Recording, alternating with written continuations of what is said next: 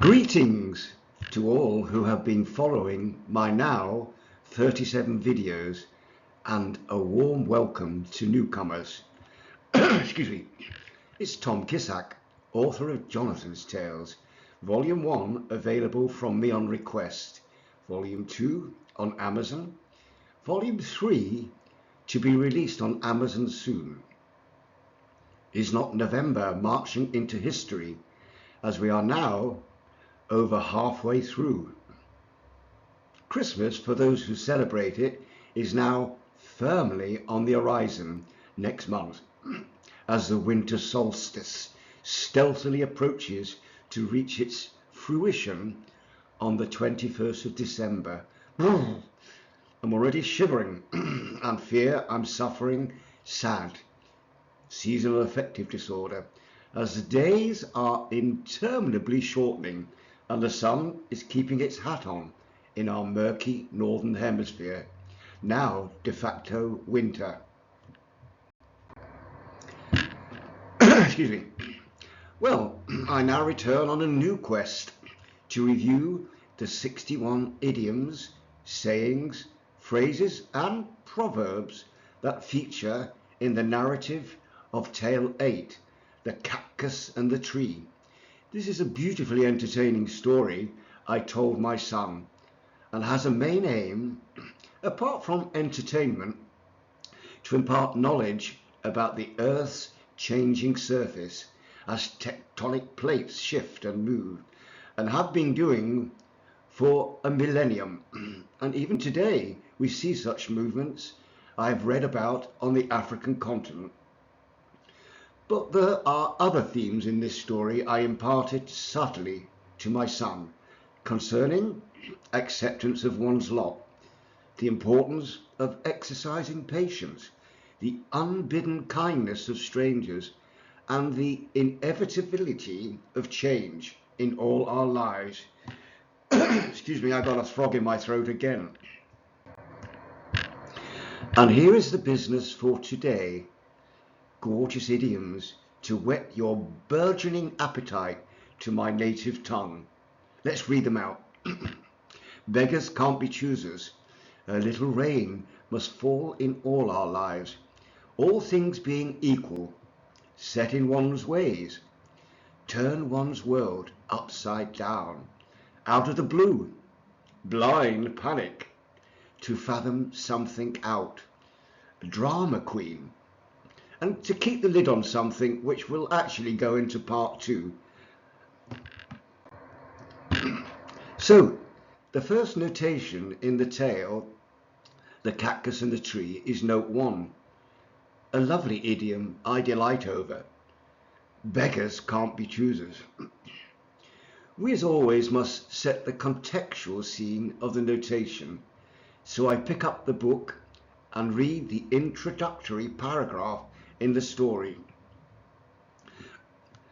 Excuse me. But in so doing, we pass all 12 notations we will deal with today, namely notation 2, a little rain must fall in our lives, notation 3, rain in the desert, which is a fact and can be bypassed, notation 4, offsets, again not a saying, rather a noun, so we will pass this by too. Notation 5, all things being equal. Notation 6, set in one's ways. Notation 7, turn one's world upside down. Notation 8, out of the blue. Notation 9, blind panic. Notation 10, to fathom something out. Notation 11, drama queen. And notational 12, to keep the lid on something. So to the book's narrative and the beginning of the story. I do love this story. Once upon a time, there was a rather bumptious cactus, aptly called Spike, who lived in the desert. Not the most pleasant of localities to call home sweet home, but alas, beggars can't be choosers. And although a little rain must fall in all our lives, sadly in the desert, precious little did for Spike.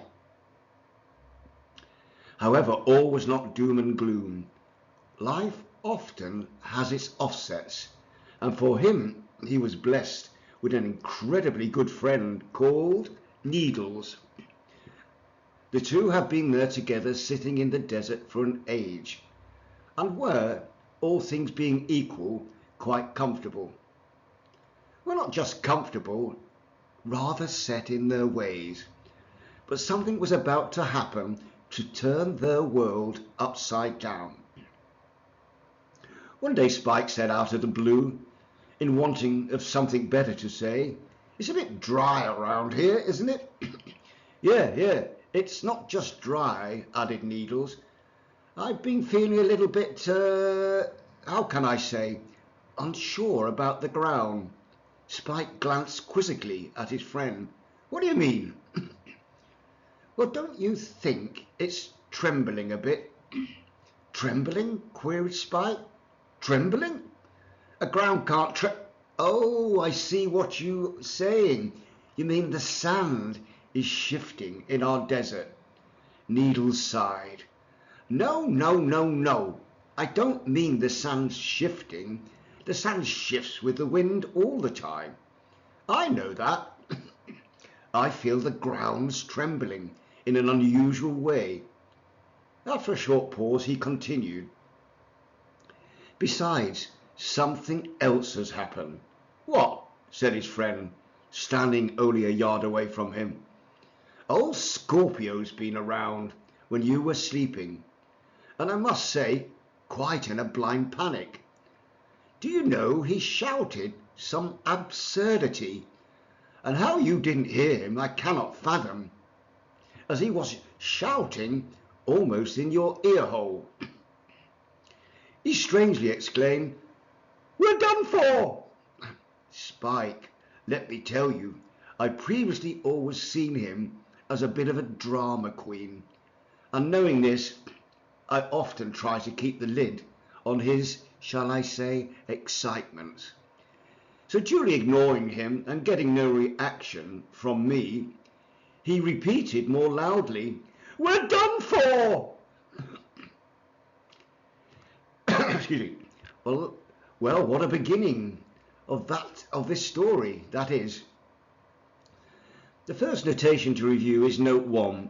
Beggars can't be choosers, explained at the book's end to say that people who need something should be satisfied with what they get, even if it is not exactly what they wanted.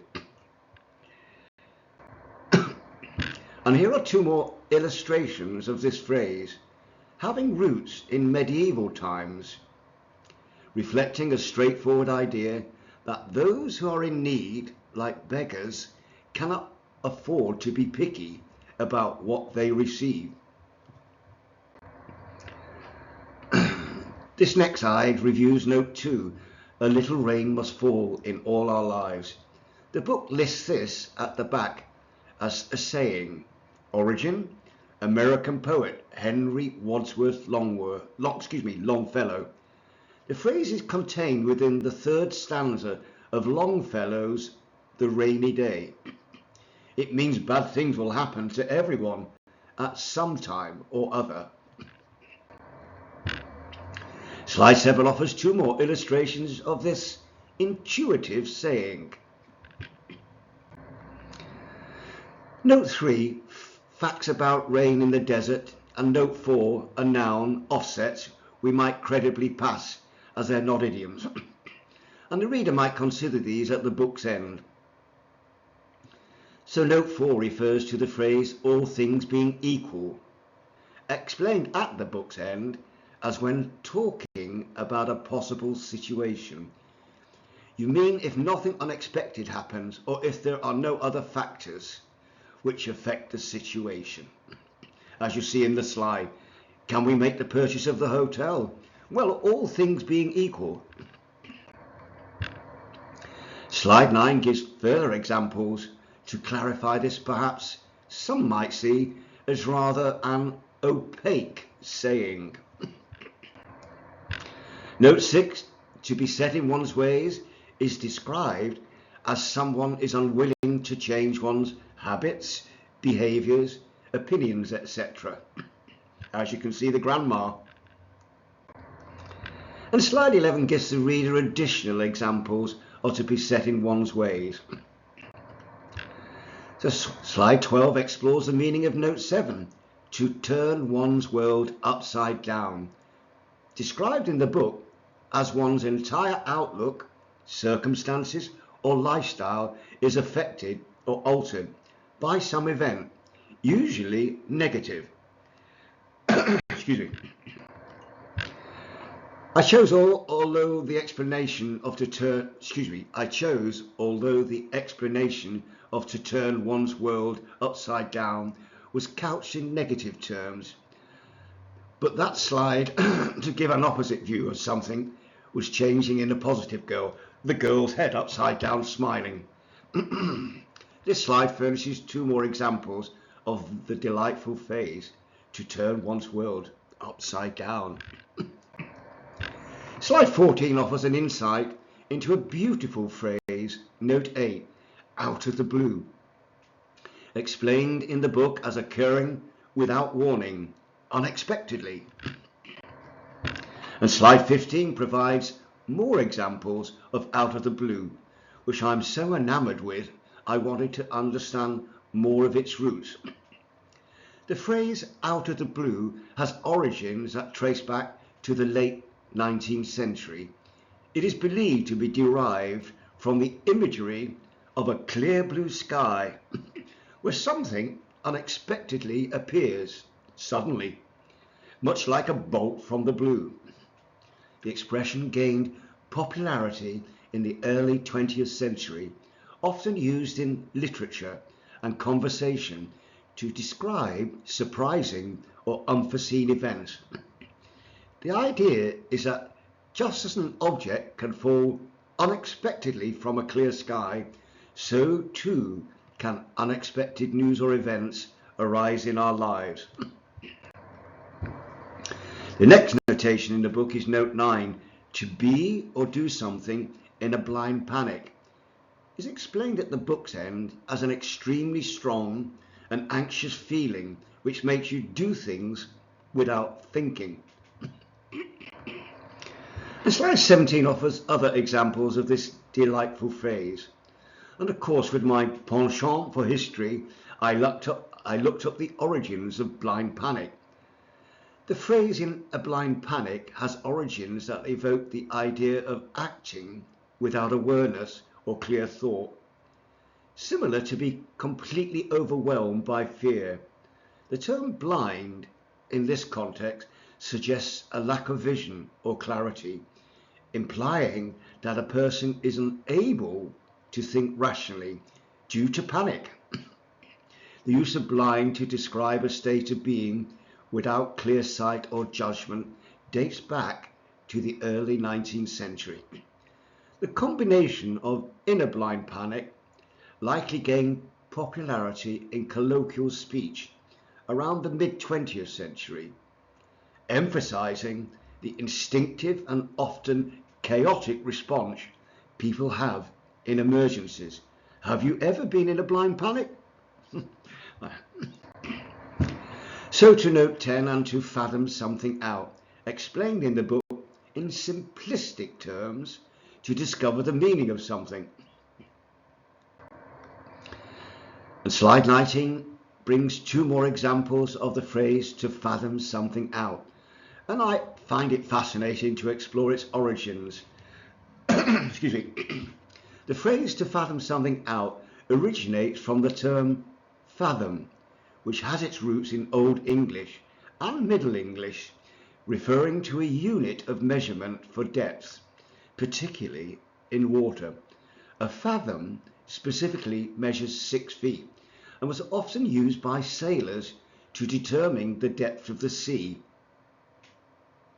Over time, the term evolved to include the figurative sense of depth, allowing it to be used as a verb, meaning to understand or comprehend something fully. Thus, to fathom out implies reaching a deep understanding of a concept, situation, or problem, much like measuring the depth of water. We have in principle two more notations to review in the book storyline we read above. Note 11, Drama Queen, and Note 12, to keep the lid on something. As we are approaching the limits of slide numbers in each video, I have, in one sense, arbitrarily set myself. I will review Note 11, Drama Queen, as the last notation for today in part 1. Note 12, to keep the lid on something, will be the first piece of business in part 2. So, Note 11, Drama Queen, is superb, and I confess a little derogatory saying. Its meaning at the book's end is explained as an informal noun describing a person who habitually responds to situations in a melodramatic way. I'm sure you know people like that. Slide 21 is illustrative of this phrase, Drama Queen, with two more examples.